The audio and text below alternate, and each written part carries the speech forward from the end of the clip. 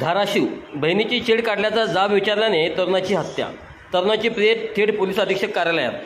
धाराशिव शहरात लहान मुलाच्या भांडणातून सुरू झालेला वाद एका 17 वर्षीय तरुणाच्या हत्येपर्यंत पोहोचल्याची धक्कादायक घटना उघडकीस आली आहे.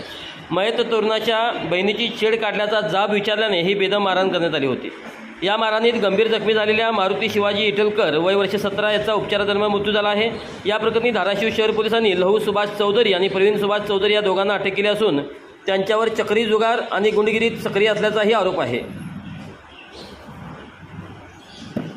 फिर्यादी समर्थ दत्ता जाधव वय वर्ष 20 राहणार पापनाश नगर धाराशिव आणि त्याचा मित्र मारुती शिवाजी इटलकर यांना 8 मे 2025 रोजी रात्री 9:30 वाजण्याच्या सुमारास प्रियदर्शनी दूध डेअरीच्या पाठीमागे बालाजीनगर येथे जीवे मारण्याच्या उद्देशाने गंभीर मारहाण करण्यात आली होती.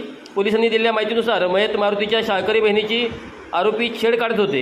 याचा जाब विचारण्यासाठी गेलेल्या मारुती आणि समर्थ यांना आरोपी लहू चौधरी, अंकुश चौधरी, किशोर सुभाष चौधरी आणि अन्य एकाने शिव्या करत लाताबुक्क्यांनी लोखंडी रॉड, लोखंडी कोयता आणि लाकडी वेळूच्या बांबूने बेदम मारहाण केली होती. यात मारुती गंभीर जखमी झाला होता तर त्याला जीवे मारण्याची धमकी देण्यात आली होती. गंभीर जखमी मारुती इटलकर याच्यावर रुग्णालयात उपचार सुरू होते, मात्र उपचारादरम्यान त्याचा मृत्यू झाला. मारुतीच्या मृत्यूने शहरात तणावाचे वातावरण निर्माण झाले. संतप्त जमावाने आणि कुटुंबातील सदस्यांनी मारुतीचा मृतदेह थेट पोलीस अधीक्षक कार्यालयात नेल्याने काही काळ तणाव अधिकच वाढला होता. घटनेचे गांभीर्य ओळखून पोलिसांनी तातडीने सूत्रे हलवली. या प्रकरणी लहू सुभाष चौधरी आणि प्रवीण सुभाष चौधरी या दोघांचे मुसके आवळण्यात आले आहेत.